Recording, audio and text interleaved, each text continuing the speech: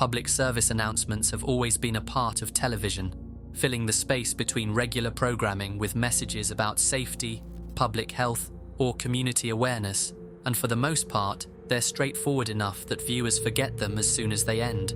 Some, however, take a different approach, using imagery or tone that lingers long after the broadcast is over. But sometimes, a PSA goes beyond the usual safety tips and starts talking about something bigger. It stops focusing on the present and instead points to what's coming, as if it's already set in stone.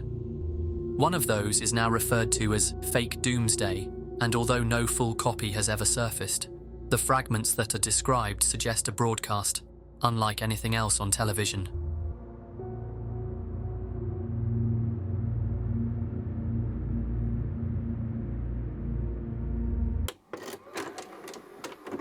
Not everyone remembers the same thing about when it aired.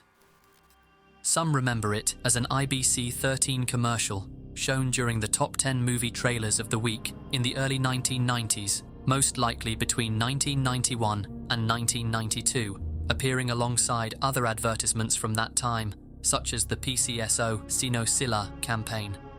Others are certain they saw it in the days following the eruption of Mount Pinatubo in June of 1991, an event that displaced thousands and left parts of the country in a state of chaos.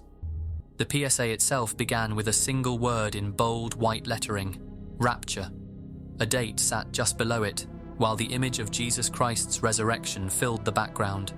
Without warning, the scene shifted into a sequence of black and white Holocaust photographs, each depicting people who were bald, pale, and visibly malnourished.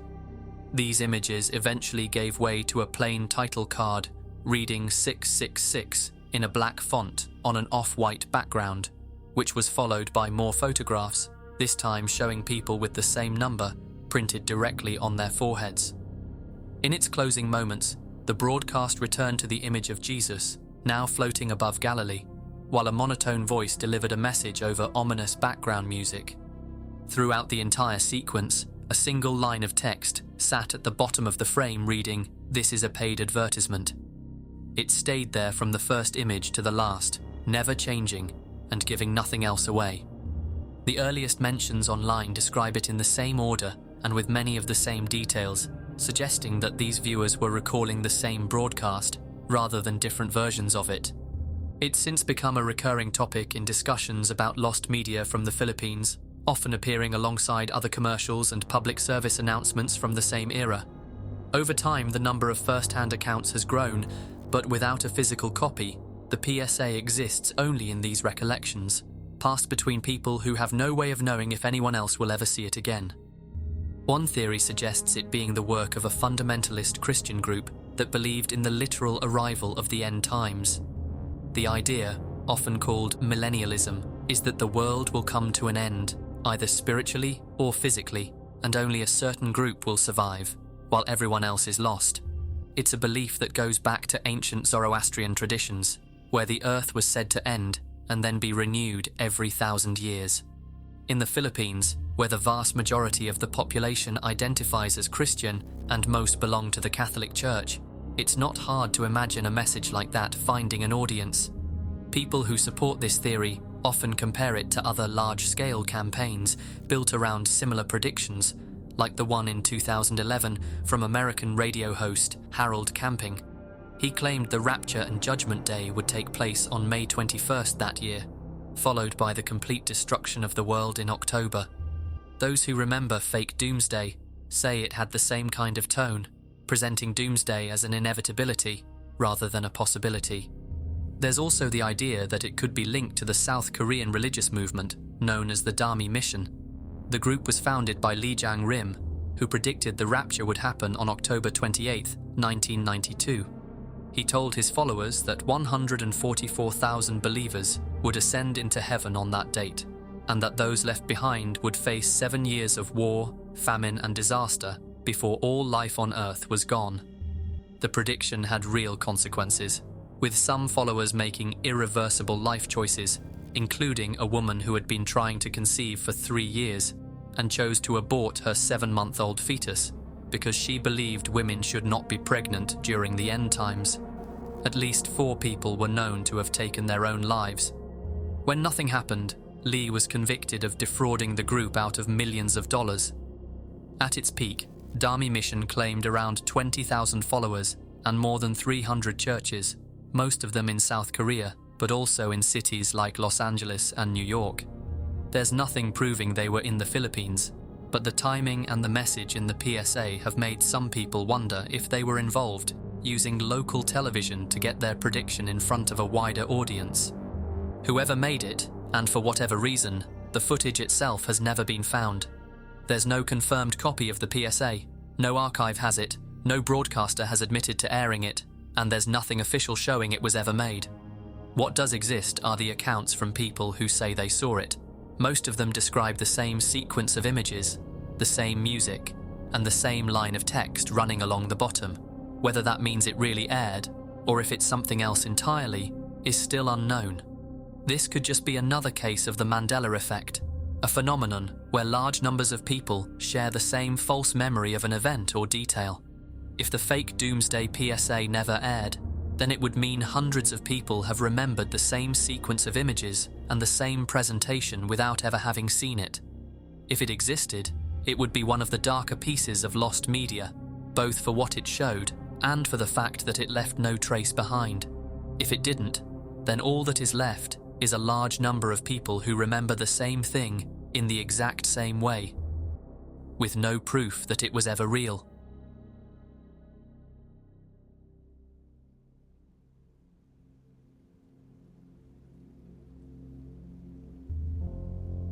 In February of 2009, Christine Ross left her home on the outskirts of Albuquerque to take her dog, Ruka, for a walk. As they moved along the dusty trails of the West Mesa, Ruka stopped and began sniffing at something protruding from the ground. It looked like a human bone. Ross contacted police, and within days the area had been cordoned off. Investigators began digging, and what they uncovered would become one of the largest unsolved murder cases in New Mexico's history. 11 women and 1 unborn child buried just beneath the surface.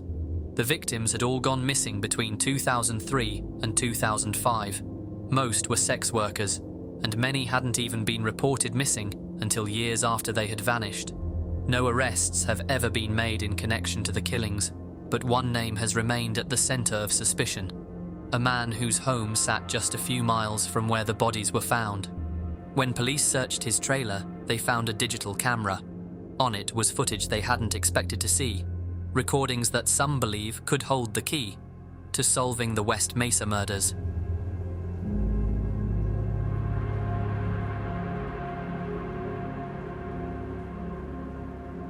The discovery came after years of disappearances. Between 2001 and 2005, at least 20 women went missing from Albuquerque. Many were involved in sex work, and most struggled with drug addiction, with their cases often going unnoticed in police files. Without bodies, there were few leads and little urgency. That changed in early 2009, when Ross's call brought investigators to the West Mesa, a patch of desert on the city's west side. The area was inside city limits, but undeveloped, a dry arroyo bank surrounded by vacant plots and half-finished roads. Over the next several weeks, police uncovered the remains of 11 women and 1 unborn child across 92 acres. Most were Hispanic, ranging in age from 15 to 32. But the location wasn't random. Satellite imagery from that time shows tire tracks and patches of disturbed soil in the same area. In 2006, residential development moved in, and the site was covered over. When the housing market collapsed in 2008, construction stopped and the land sat abandoned. Complaints of flooding led the developer to build a retaining wall and stormwater pond, work that unknowingly disturbed the graves and pushed the bones to the surface. The confirmed victims: Monica Candelaria, Victoria Chavez, Silania Edwards, Doreen Marquez, Veronica Romero, cousins Jamie Barella and Evelyn Salazar, Virginia Cloven, Julie Nieto, Cinnamon Elks, and Michelle Valdez had all gone missing within a 16-month span. Michelle was pregnant at the time of her death. The skeletal remains of her unborn child were found buried with her. Police believe they were killed by the same person, a figure who became known as the West Mesa Bone Collector. In December 2010, police released photos of several other women they believed might be connected to the case. Some appeared unconscious. A few were later identified as alive, but others remain unknown. The release of those images led some to believe there could be more victims who have never been found, and that other burial sites might exist. But no one has ever been arrested for the murders. Over the years, several men have drawn police attention, either for their connections to the victims or their history of violence against women. Most were ruled out, but two in particular have remained of interest to investigators, both with violent pasts and both with circumstances in their lives that seem to align with the timeline of the killings. One of the first men to draw police attention in the West Mesa investigation was Joseph Blee, a landscaper from Albuquerque. Just a week after the first bones were found, detectives searched his home. It's not clear what they may have uncovered during that search, but in the years that followed, his history of violence against women would keep him tied to the case. In June 2015, Blee was convicted of multiple sexual assaults, though investigators believe there were more victims. His attacks went back to the late 1980s. Police say he would break into the homes of girls between 13 and 15 who lived near McKinley Middle School, which led to him being called the mid-school attacker. In some cases, evidence kits were collected but sat untested for decades. When they were finally examined in 2010, one sample matched to Blee. Some of what police knew about Blee started to line up with the West Mesa crime scene. A tree tag found in one of the graves was traced to a nursery he visited for work as a landscaper. His wife told investigators she had found women's underwear and jewelry in their home that did not belong to her or their daughter. His DNA was found on the jeans of a murdered sex worker from the late 1980s, and later on the waistband and belt of another sex worker killed years later along Central Avenue, an area known for prostitution. While in prison, a cellmate claimed that Blee admitted to knowing some of the West Mesa victims, saying he had hired them for sex acts before their deaths. According to the cellmate, he spoke about them with contempt. But police have never been able to connect him directly to the 11 women found on the Mesa. The other man who stayed on law enforcement's radar is Lorenzo Montoya. He lived in Albuquerque's South Valley, about 3 miles from the West Mesa burial site. In 2006, there were dirt trails that reportedly ran from his trailer park toward the Mesa. He worked as a pressman at a local printing company, and co-workers later said he had talked about killing women and burying them there. He had been arrested twice for violent attacks on sex workers, and his girlfriend told police he once threatened to kill her and bury her in lime. When sex workers who knew Montoya were interviewed, many described him as violent and said he had made similar threats to them too. On December 16, 2006, Montoya arranged to meet 19-year-old sex worker Sharika Hill. Police believe he lured her to his trailer, tied her up with duct tape and cord, and strangled her. Her body was found next to his SUV, partially covered with a blanket. As he tried to put her into the trunk, Hill's boyfriend, Frederick Williams, shot and killed him. Investigators later noted that the way she was restrained was too deliberate and too brutal to have been his first killing. Montoya died more than 2 years before the West Mesa victims were found, which meant investigators never had the chance to question him. But after his death, the killings appeared to stop. When police searched his home, they found a camera with a recording on it. Only part of that footage has ever been made public. According to police, it begins with Montoya assaulting a woman who may already have been dead. The screen fades to black, then comes back on a wall and a bed. Off camera, there are sounds of duct tape being pulled from a roll and a garbage bag being opened. On its own, it doesn't seem like much. But when you know what police believe was happening in that room, it's deeply disturbing.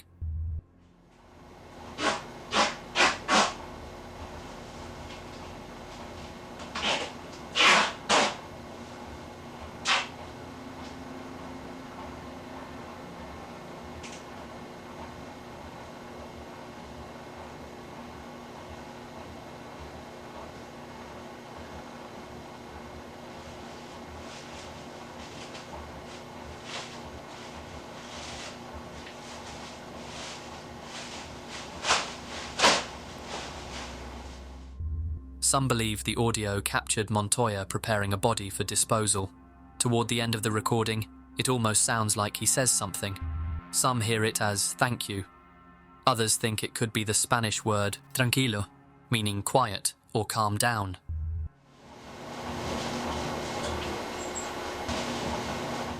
Police took the recording into evidence, and outside of the short segment they chose to release, nothing else has ever been made public. Whether the full tape still exists is unknown. It hasn't been shown in court, and there's been no verified account of anyone outside law enforcement ever seeing it in its entirety. The West Mesa murders remain unsolved more than a decade after the first bones were found. The killings stopped in the same period that Joseph Blee was sent to prison and Lorenzo Montoya was killed, but neither man has been confirmed as the West Mesa bone collector, and the families of the victims are still left without answers. The video taken from Montoya's home could hold those answers, but instead it remains out of sight, preserved only as a partial clip that offers little to anyone who hasn't been told what police believe happened just beyond the frame. With that context, the recording becomes something else entirely, a possible record of the final moments of a life, and perhaps the only surviving evidence of the West Mesa bone collector.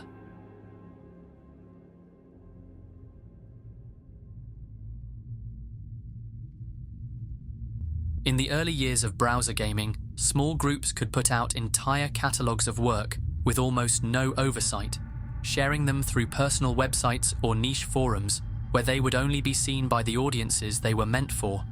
Most were harmless projects that faded quietly when interest disappeared. But some focused on content that was far from harmless, with themes that crossed into extreme and often illegal territory. One group became known for producing games based on popular anime, but instead of recreating those worlds as fans remembered them, the gameplay revolved around sexual violence, and in some cases, even scenarios involving the dead. For a few years, these titles were accessible to anyone who found the right link, but over time they began to disappear until most were gone entirely, leaving behind only pieces and scattered accounts from the people who remembered them.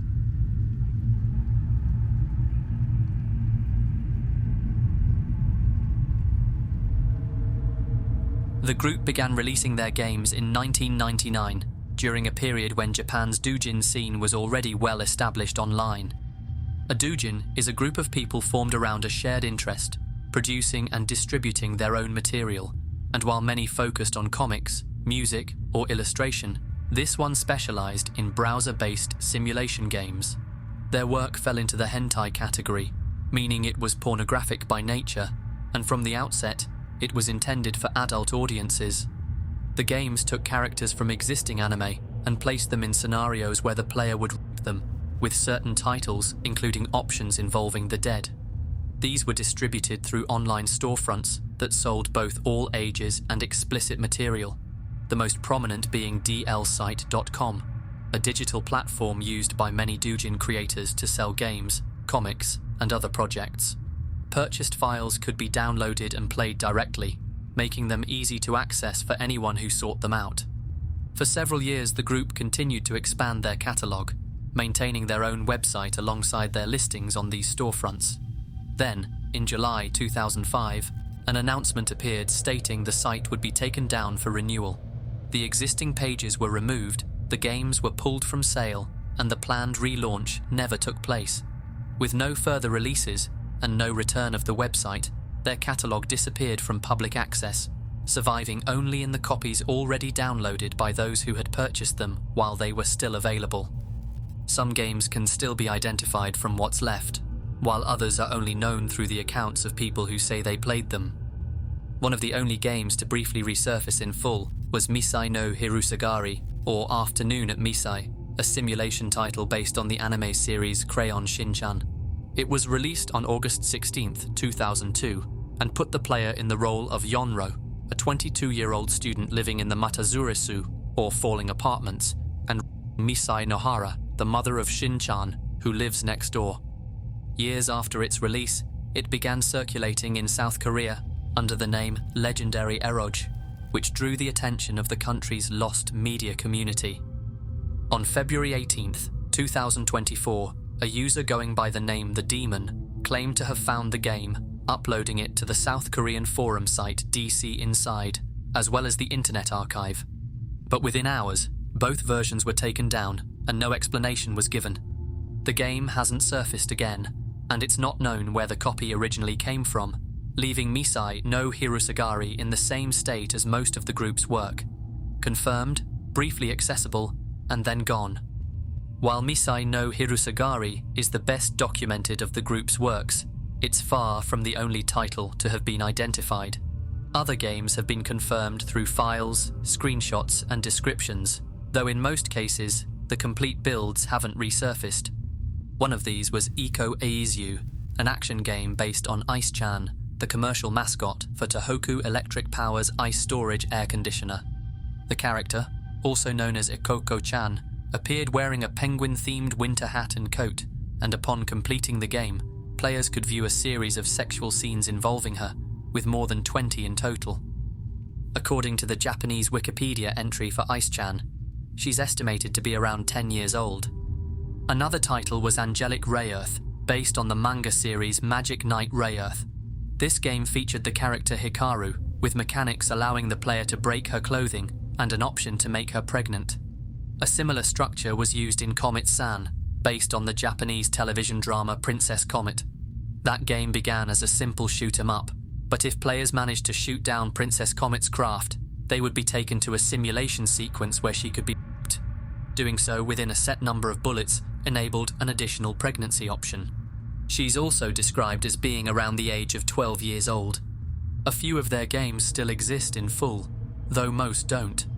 I'm not going to go into those here, and they're not something that should be promoted, but they match what's already been described and show that the same themes ran through much of the group's work. The club has been gone for just over 20 years. When their website went offline in 2005, it never came back, and most of their games disappeared with it. A few have been recovered in part, and even fewer in full, enough to make clear the kind of material they were producing, but not enough to see everything they made. What's left is a scattered mix of screenshots, short clips, and second-hand descriptions, each one pointing back to work that can't be accessed anymore. The catalogue now exists almost entirely in pieces, with no way of knowing how many titles there were or how far the content went. The group itself has faded from view, but the traces of what they made are still out there. Just enough to confirm that it all once existed.